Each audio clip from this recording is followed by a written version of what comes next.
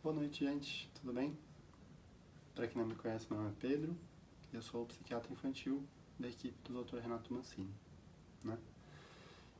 E a gente recebeu então a pergunta de uma mãe, da Rose, que falou, então ela tem uma filha que tem 5 anos e a Rose se separou do pai da menina há pouco tempo atrás e ela disse então que a menina tem estado bastante nervosa, ansiosa, disse que ela não quer fazer nada e aí a Rose pergunta o que poderia ser feito, né? Então eu vou aproveitar essa pergunta para falar sobre esse assunto que é um assunto bem perguntado e importante então na psiquiatria infantil, que é a questão da separação dos pais, né? Muitos pais vêm para a gente, para profissionais de saúde mental, com a dúvida de que, por exemplo, eles estão pensando em separar e se eles acham que é uma boa ideia separar, etc. Se acham que isso deve ser feito. E a primeira coisa que eu tenho a dizer a esse respeito é: muitas pessoas acham que a separação ela seria uma grande catástrofe, né? E o que os estudos que pesquisaram esse assunto confirmam é que ela não é uma catástrofe, isoladamente falando, né? Um processo de separação entre os pais civilizado e amigável não tem uma associação grande, forte, com desfechos negativos no desenvolvimento da criança no futuro, né? A gente usa um termo que a gente chama de estresse tóxico, né?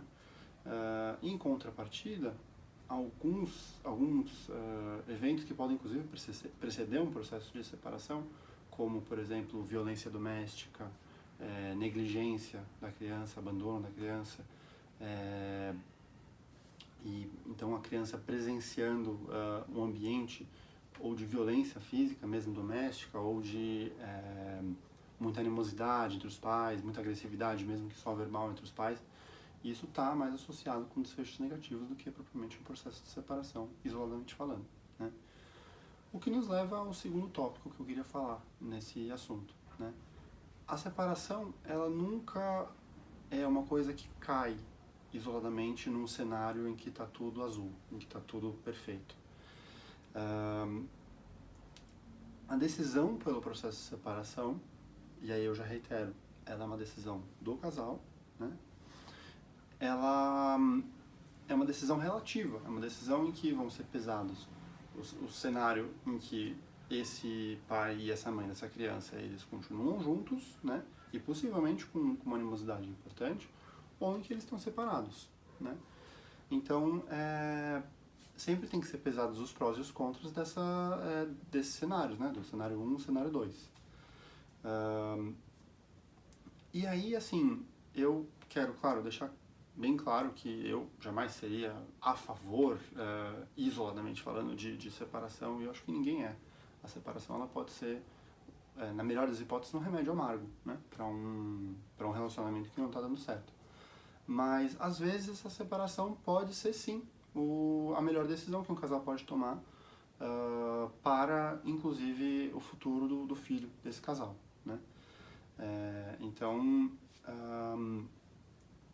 é importante que se pense, né, então, nesse processo de separação como algo que pode vir de forma positiva, né? E aí, então, vem o terceiro tópico que eu acho bem importante colocar, que é a separação, judicialmente falando, ok, ela é um processo lá, decide-se pela separação, mas existem várias formas que duas pessoas podem se separar, né? Elas podem se separar de forma mais amigável, elas podem se separar de forma mais litigiosa, né? E certamente o pior que pode acontecer para uma criança que esteja no meio desse processo é ela ser feita de refém desse processo de separação entre os pais. Isso é uma coisa que a gente vê com alguma frequência, né? Então, um pai, uma mãe, enfim, eles tentam jogar o outro, né, o ex-cônjuge contra a criança, falam inverdades. A gente às vezes vê alguns processos, né, então por alienação parental, então em que alguém não permite que um outro cônjuge veja o filho, né, sem que exista uma justificativa para isso, né?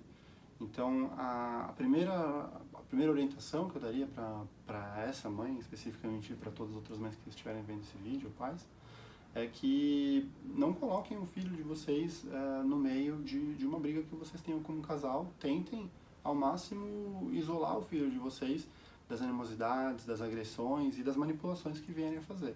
E também, é claro, não compactuem com manipulações que os ex-cônjuges de vocês venham a tentar fazer com o filho de vocês, que isso não seria positivo pro filho, para a filha de vocês, né? Agora, entre aspas, né, feito o estrago, né? Imaginando que então tenha havido um processo de separação e que esse processo de separação, esses problemas no relacionamento entre os pais tenham tido um impacto na saúde mental da criança, né? No caso da filha da Rose, ela tem 5 anos, né? Ela é bem nova. As intervenções que a gente poderia fazer com essas crianças, com essas crianças de 5 anos, né? Com crianças novas como ela, não são muitas, mas existem, né? Quando a gente pensa em crianças dessa faixa etária, a gente ainda pensa bastante em intervenções que aconteçam nos pais, né? E não é raro que se faça uma análise da situação ambiental da criança e dos pais e que se indique, por exemplo, até uma terapia de casal, né? Quer que seja para um casal ou mesmo para um ex-casal, pode ser um casal apenas de pais da criança, né?